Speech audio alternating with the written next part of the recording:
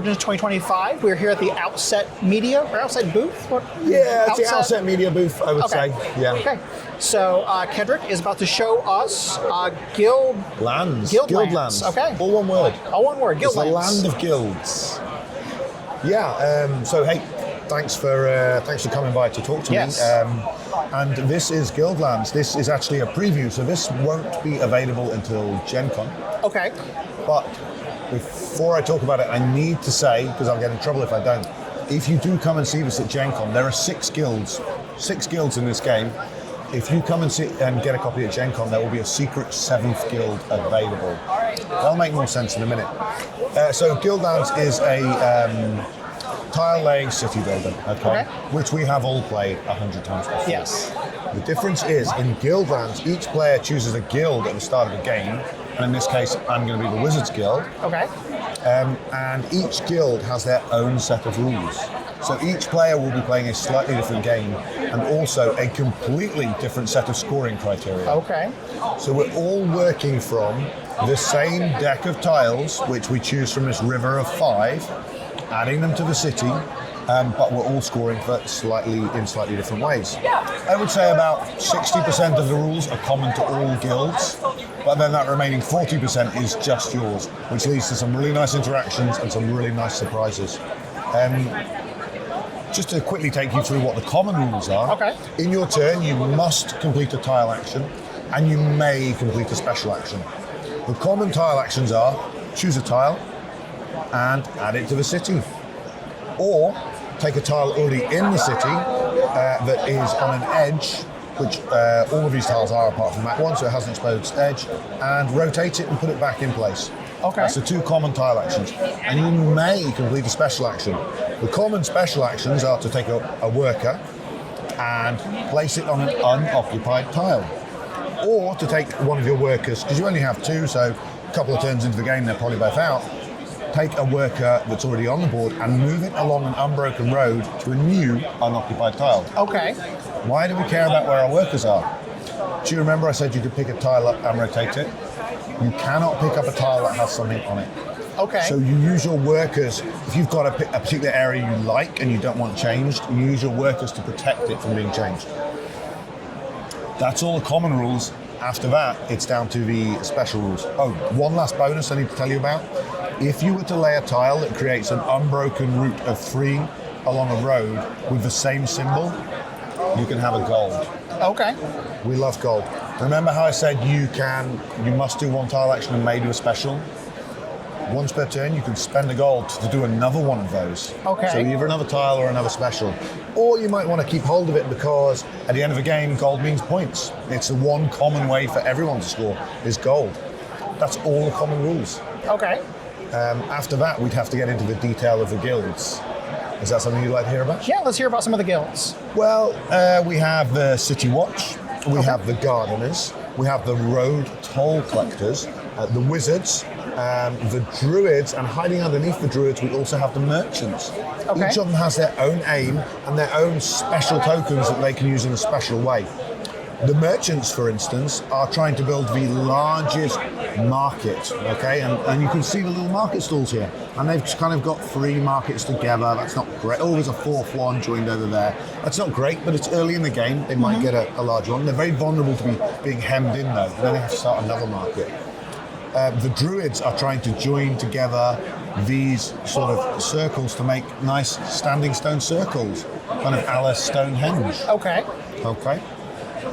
The Gardeners are, of course, trying to produce gardens using the green trees to group together. Unless they manage to get a minimum of 4 together, it's not going to score, but after that, they're going to be able to score. The Wizards have got a tough job. The Wizards are for those people who are very spatially aware. The Wizards will score 4 Wizards Towers, which are at the corner of a square or rectangle of Wizards Towers. So, for instance, that's not really going to get me anything. But if I were to rotate it like that, suddenly I have a square and I will get 4 points. Okay. So the Wizards, I would say, are the tougher guild to play. Who have I missed out? The City Watch are trying to get towers on the perimeter of the city. Okay. So they will score for towers that are facing outwards. This wouldn't score, that would. Because they're trying to look out to any threats coming in. The road toll collectors, the very last guild, I think, are trying to create the longest unbroken road through the city.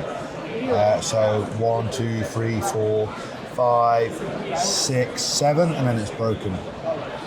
So they'd be scoring 7 right now. They're doing quite well, quite early in the game. That's sort of the flavour of the guilds. Each guild has its own special rules that they can get away with. For instance, for a single action, the City Watch can rotate 2 tiles. The wizards can move other people's workers. Okay. They kind of hypnotise them, I guess. And each guild also has their own tokens. Wizards can play these as part of a special action to add towers where there aren't towers. The road toll collectors can sort of create a bridge over where there's gaps. Okay. The gardeners really like adding fountains, but they can only add them into spaces, and that gets some extra points. The markets can create a little pop-up market in the middle there and serve the different guilds that are outside for points. The City Watch can actually reinforce the walls, and that will get them extra points by joining towers together. And the druids really, really like to build a shrine inside one of their standing circles and create ley lines, which get them extra points for subsequent circles on those lines. Hey, that's roughly it. And like all of these games, when you run out of tiles, the game ends. What is really different is the fact that you'll start playing, you'll pick up a guild you like, you'll learn that guild, you'll play against a different guild, and you'll have a moment where you say, oh, you can't do that. At which point you'll go, actually, you can't do that, I can do that. Because I'm a gardener and I'm allowed to do that. I'm allowed to fill things in the gaps, etc. And as you progress through the game, through more and more plays, you'll start to learn the other guilds. Okay. And you'll start to sort of see where the synergies are, which guilds work well with other guilds, which guilds are a really hard matchup. And that's kind of the game. I'm very proud of it. I made it with my design partner, Ken, who isn't with us now, but will be at Gen Con, so you guys can meet him. He's a crazy dude. And my favourite bit is the fact that I actually got custom meeples in this, which is a first for me as a game designer. And it's just a bit of a milestone that I'm quite proud of. So it's a little achievement, so. Yeah, it is. I've tried before, but there we go. It's my little wizard. He's my favourite. So sorry, I feel like I've spoken for a long time. You're good. Any questions? Any thoughts? No, one thing you're saying, like, you get to learn the different guilds. I'd be like, okay, well, who are you going to play? And he'd be like, oh, I'm going to play the wizards. I'm like, okay, I know I can't deal with it playing, the gardeners, for example. Yeah. Like, oh, okay, I'm going to play the druids because I know I can use those. Well, do you know what? We've spent a long time balancing this. I have spreadsheets for spreadsheets of every different guild versus each different guild at different player counts. Now, it's not that one guild is better at dealing with another guild. It's more that the game will go differently. Right. So, let's say if you have the City Watch, because they're scoring for perimeter, if things on the perimeter, the largest possible perimeter is the best game for them. So they're going to create quite long, thin cities, or maybe quite spidery cities, which actually sort of works for the roads, but then the roads will want to close the loop, right? Because the roads are looking for the longest possible route. So if you were to play those guys against each other, you'd end up with quite a big, spread out city. However, the merchants are trying to create a clump. They want the single biggest market. So the merchants versus the City Watch is a tough match. Okay. Because they're both working odds to each other. The City Watch, actually, if they're canny, if they're clever. Did you say canny? Is that a word we use? No, okay. Back home it is. If they're being canny, it's kind of sneaky. They will try to put off laying their own tiles till the end of the game, because tiles laid towards the end are more likely to be on a perimeter. Okay. Because if you think of a city growing out, what you put down early is more likely to end up in the centre. So it's not that guilds are particularly stronger against one another, more that things are going to go differently and you need to use slightly different tactics against. Yeah, it's just I know it's like, okay, guilds. I know I can manipulate what I need to do better against, okay, you're going to be doing the perimeters, okay, I can focus on that, so cool, I'm going to do this. Yeah. With the City Watch and the gardeners, okay, we're going to work together well, versus, okay, we're going to be clashing. Okay, let's have a more challenging game. Let's try to... Yeah, and there are definitely some guilds that are more challenging to play.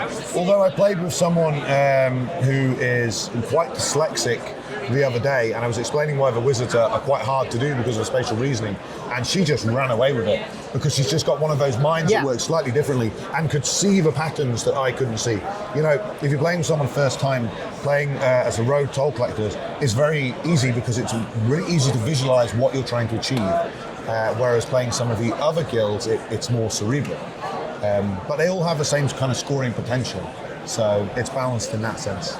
Awesome. This looks fantastic. Oh, thank you very much. I'm very proud of it. And I'm sure it's going to be a big, big hit at Gen Con. Thank you. Yeah, it's a new direction, not necessarily for me as a designer, but for Outset Media as a publisher. It's definitely a new direction. Yes. It's probably on the more complex side of anything they've ever published.